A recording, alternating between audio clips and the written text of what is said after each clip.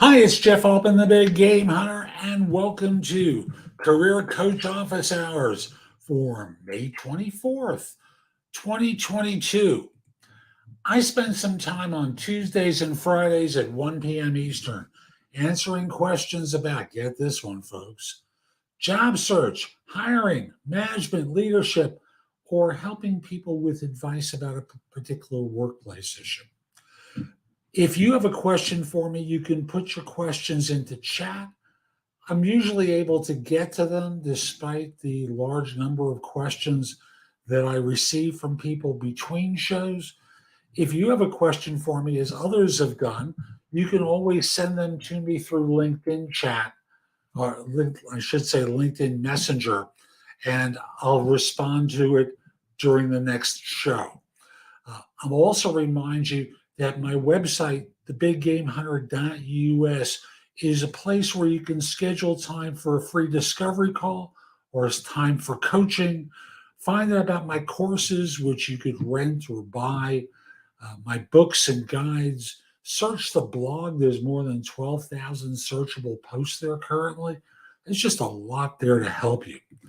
And I'll also mention you can subscribe to JobSearchTV.com on YouTube or watch it on your big screen set on Amazon. And, it has video content that I create. And you can also subscribe to No BS Job Search Advice Radio in Apple Podcasts, on Spotify, where it's a video podcast, Amazon Music, or anywhere that you listen to podcasts. Now, I start off my shows with a coffee toast. Coffee. And today's toast is for those of you who, shockingly to you, have lost your jobs recently. There's been a shift in the economy. And despite all the media hype about the great reshuffle and other terms that talk about a hot labor market, things are starting to change a little bit. And those of us who coach and others who do recruiting have picked up on a noticeable downdraft in the labor market. So I want to acknowledge those of you who've lost your jobs through no fault of yours. It's the economy. Like today's story is about the firm Klarna, Klarna, which has laid off 10% of their workforce. And I feel badly. It's a nice little firm. There are other good companies out there. They're starting to lay people off, not because of performance or the employee's performance, but economic conditions are changing. And without getting political, I'll just simply say the economy is starting to slow down for reasons that are too lengthy to go into. And I just want to acknowledge those of you who've lost your job. If you need or want encouragement, reach out to me through my website. Again, thebiggamehunter.us. Be happy to talk to you. Or, of course, you can do it through LinkedIn.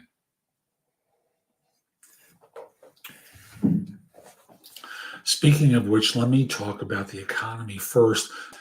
And let me say to you that it is slowing down. And it's understandable. First quarter GDP was negative. I'm not sure if the second quarter is going to be negative. Inflation may jigger the numbers to make it positive because inflation is so high. If it is a negative growth quarter, that'll be shocking because every number is escalated by 8.5%, the current rate of inflation. All costs of goods and materials are up. So it'll be pretty damning if there's a second straight quarter of negative GDP, which is the definition of a recession. I would expect firms are going to start slowing down their hiring during the third quarter. Now, they may bring on consultants during that time, but they're going to watch the numbers as they come in because in the fourth quarter in October, the companies that are calendar year corporations set their budget for the next year. So they'll know what their spending for 2023 is going to be like no later than October.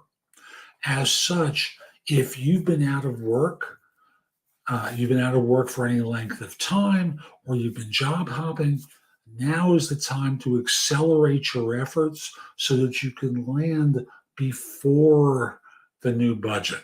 Uh, if you know people who are in positions where they could write you into a budget, do it. Get in touch with them now while they're formulating the budget so that you have a chance of being written in. And even if it's a temporary thing as a consultant, maybe the budget could be written in a way that you're brought on as a consultant now. And in 2023, when a new budget goes into effect, they convert you to full-time staff. It's an approach that's worked for years.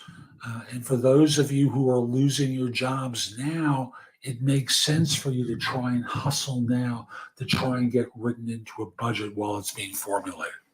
So again, I'm seeing a shift. I would expect no later than the middle of the third quarter. Firms are going to really ease up on hiring while they wait to see what numbers look like, whether there's any turn in the economy in a positive way. Inflation is hurting every firm that I talk to.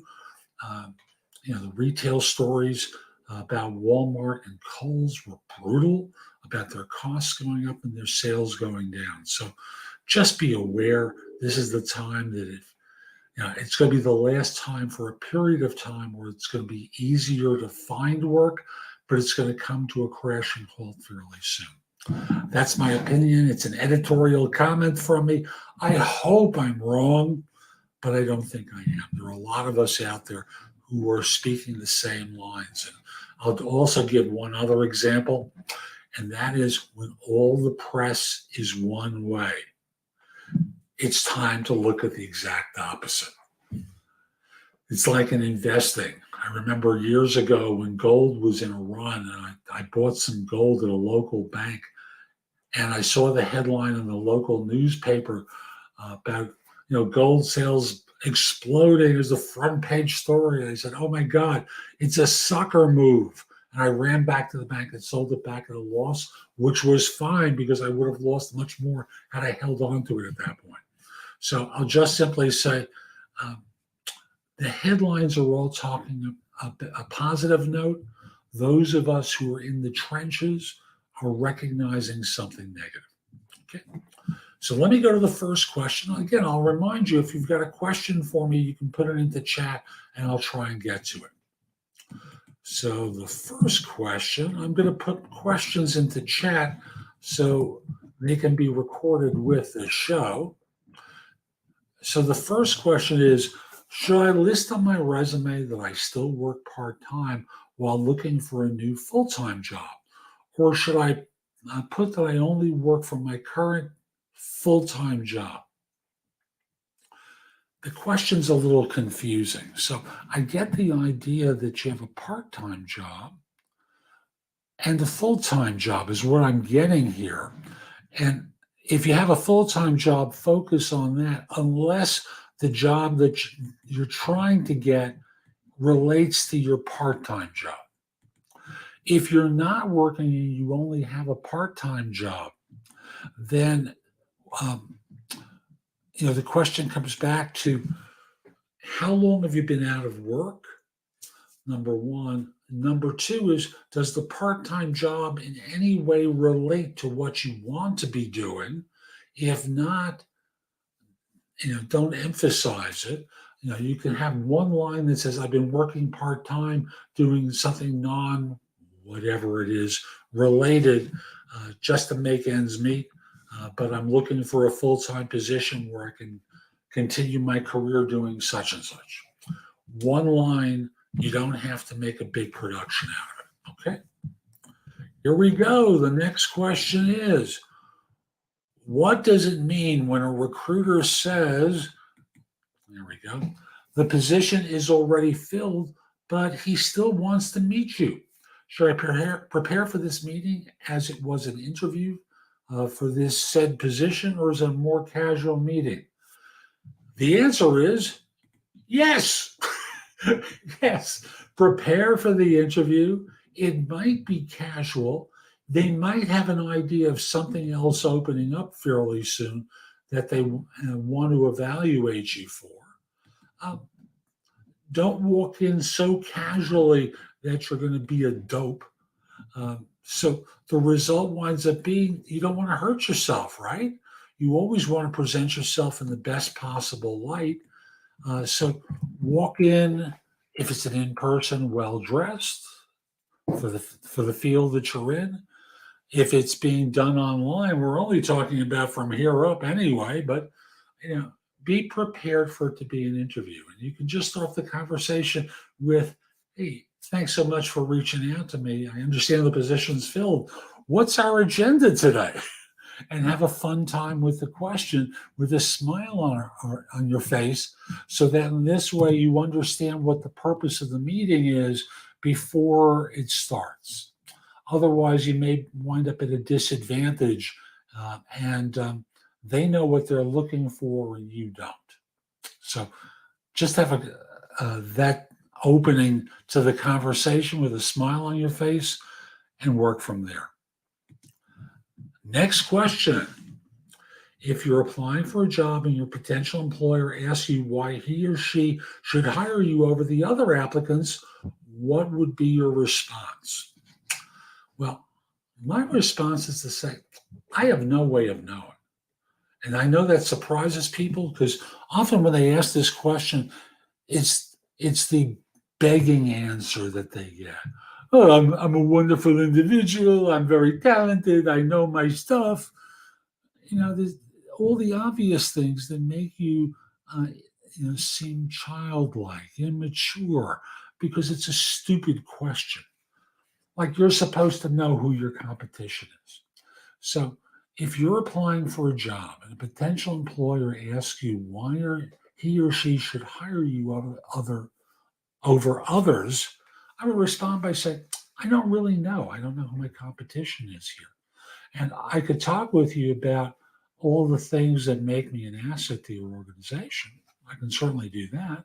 But I don't really know a lot about what you're looking for. Could we talk about that? And then maybe I can connect the dots between my background and what you're looking for, and thus give you a chance to evaluate me for my knowledge and my experiences, and not based upon who my mythical competitors are.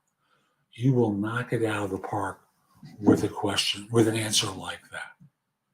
So I'm just going to remind you, if you have a question about job search, hiring, management, leadership, or want some advice about a workplace issue, put your question or comment into chat. I'll try and get to it today.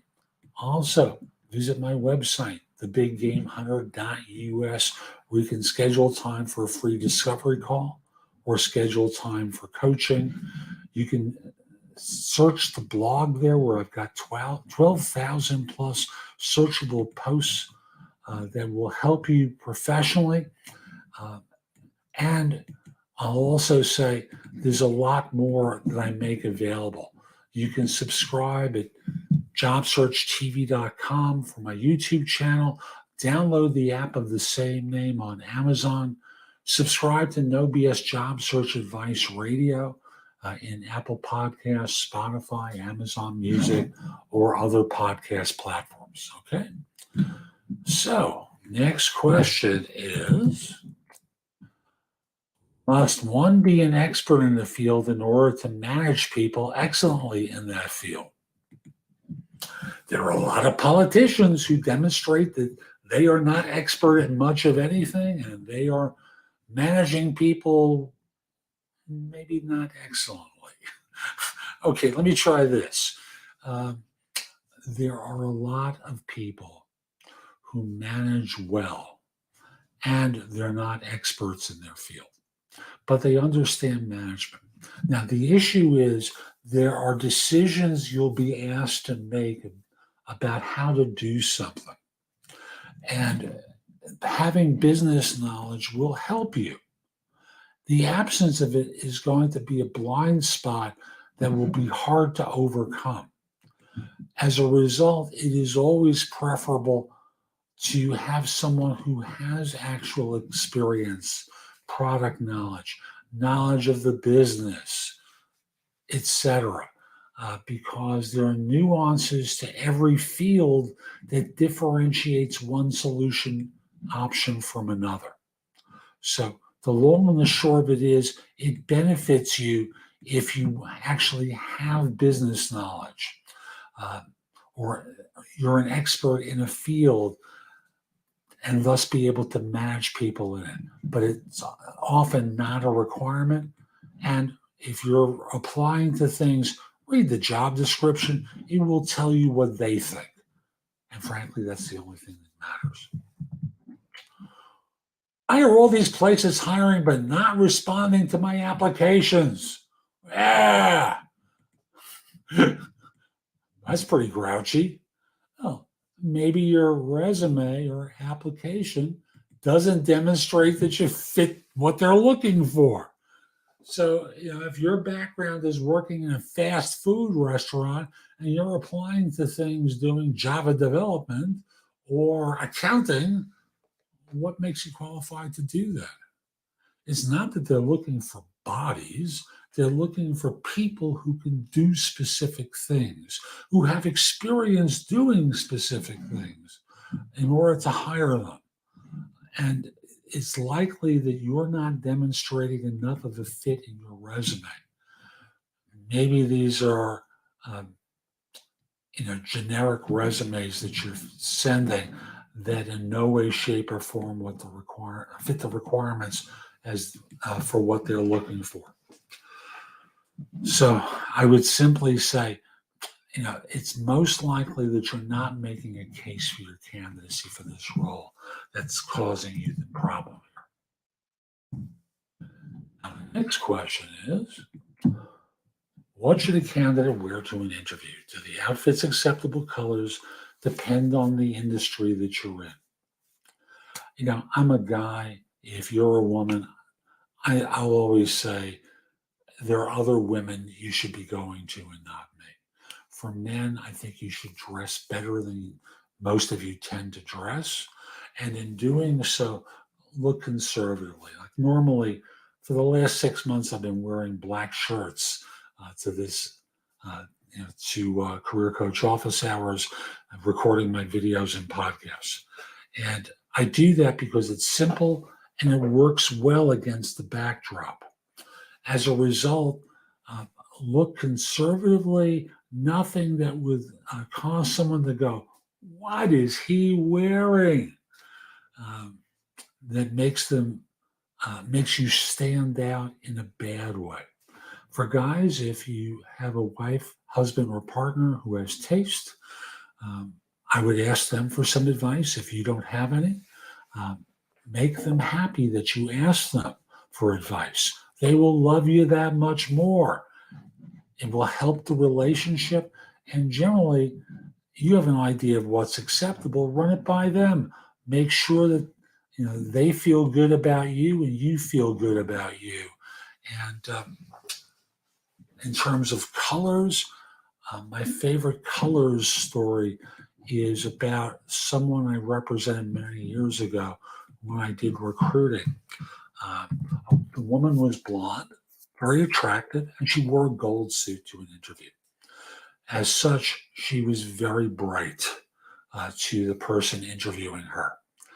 And the result was, after the interview, I got a call from the hiring manager who described her as being the light bulb, which I thought was ridiculous. But people act that way. More conservative rather than brash. Gold, yellow for men and women can be problematic. Simple attire for most firms, and there are exceptions. If you're looking at entertainment, there are sections of entertainment where it makes sense to be a little rambunctious. Age has a factor. God, so many older individuals don't dress appropriately for their age. They try and dress like they're 20 and they can't pull it off. So I'll just say, folks, you really know how you should dress. By now, you really do know. If you're not sure, ask someone else for advice. Okay? How can a person find a job with a resume that has career gaps, less than 12 months of work experience with companies, frequent industry changes, and current unemployed status? And I hope that 12 months of work experience is not over 12 years, because that's a factor too. Like, how long did you work for these firms before they let you go? Were you a temporary worker? Were you a contractor? Under what conditions were you working there? Um, the best way to find something for you is to be referred. Someone who knows you recommends you to someone who they know, who you don't know. And thus, what I would say to you is flip it back to them. I'm sorry, not wrong answer. My apologies. What I would say is networking will be your best way to find work, because most applicant tracking systems may reject you because of all the gaps that you have. No one likes gaps. Uh, you have to be prepared to explain the gaps in your resume. And that 1 year of experience, like, how long are the gaps that you have? Because you said there are multiples that you've had and frequent industry changes, and you're currently not working. Okay, good luck to you. I've got another question. Let's see now. What would you do if an interviewer tells you 5 minutes into the interview, I don't see why I should hire you? Well, I would answer that in this way. Why is that? And then shut up. Why is that? Shut up. And the reason I say that is you don't know what it is that's given them that opinion. So you want to make them talk and to tell you uh, what's given them cause for pause. And thus, after they finish telling you, if it's not accurate, you might simply say, I'm surprised that after only a few minutes, you would feel compelled to reject me without investigating some of your opinions further. And then be quiet. Because what you've done is basically point out the problem that they have with the interview is that they never really dug in deep enough to find out about you. And they may flip it back to you and go, so how does your background fit? And then you tell them. And you speak with confidence and authority, just like I'm doing with you right now. And thus, by looking them square in the eye, as I'm doing with the camera now, and speaking about how my background relates to the role, responsibilities, what accomplishments that you've had similarly, they'll find it hard to say no to you. So, what should you say when 5 minutes in, I don't see why I should hire you? That's really it. Why is that? Oh, this is a good one. Why do companies pretend something at the time of the interview and do exactly the opposite after the candidate joins? They need someone who can bring in new ideas and fine-tune existing work processes. But after joining, the candidate is disallowed to do so. Okay, it's kind of badly worded, but what I would say, the reason why this happens is that firms are desperate. They need to hire someone. Maybe they're afraid of losing headcount. Maybe they just really need someone quickly because of a work commitment, a project commitment, something. Thus, why do they do it? Because they have a need for a person right now, and they're trying to get someone on board to solve their problem. Also, and this is giving them the benefit of the doubt, maybe from the time they started interviewing you until the time you started working there, things have changed. And suddenly it's a little bit different. And thus, what they needed you for initially isn't the same as what they need now. A lot of possibilities. Those are two obvious ones. And I'll just simply say, again, if you've got a question for me, about job search, hiring, management, leadership, or want some advice about a particular workplace issue, put your questions into chat and I'll get to it today. Also, visit my website, thebiggamehunter.us, to schedule time for a free discovery call, a coaching session, to visit my blog with more than 12,000 searchable posts, find out about my courses that you can rent or buy, find out about my books and guides. There's just a lot there. Okay. And I've got a few more questions, I believe. Yeah, I've got 3 more today. Is it wrong to apply for a job when you're not totally serious about leaving the job you're in now? Well, apply is interesting. And I have to ask the question, why are you applying for jobs? Like, I would say it's one thing to put yourself in the position of being recruited.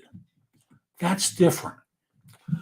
Someone reaches out to you about an opportunity, you're not really sure, and thus, you're interviewing for something and you're not completely committed to leaving to join a firm.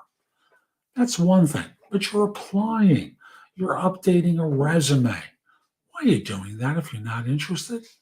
And you have to answer that for yourself and be honest with yourself, because maybe the issue is, you may not be completely interested in that opportunity, but you may also not be completely thrilled with your job. So you're kind of exploring other options, and that's okay. You may not be committed to leave because maybe there's something positive there that you really enjoy, but you're looking to see if you can improve your circumstances, improve the money, improve the work, something. And that makes it fair for you to be exploring other options. So with that, it's okay. Don't sweat it. It's okay to apply. Another question is, I get all the way to the 3rd round, then they drop me. I've had 75 interviews. What's wrong? I know what's wrong. You don't know how to interview. You know the subject matter, but you don't know how to interview. And that's the fact of it, because if you knew how to interview, assuming your desired compensation is appropriate for the type of position you're interviewing for, you would have been hired. So obviously, if you're getting to the interview, you're getting past the screener, okay, and you're getting to at least the 1st round. You mentioned the 3rd round, and then they drop you. So you're not attentive to some of the signals that they're giving you that suggest maybe you're not doing that well. Maybe there's a perceived skills deficiency that you're not addressing in the interview. Or if you are, you're doing it incorrectly. But the one thing I know is if it's breaking down during the interviews, you don't interview that well. So get better. You can order my video course, rent it, buy it. I think I think for sale it's $25. The course for rental for 30 days is probably $15.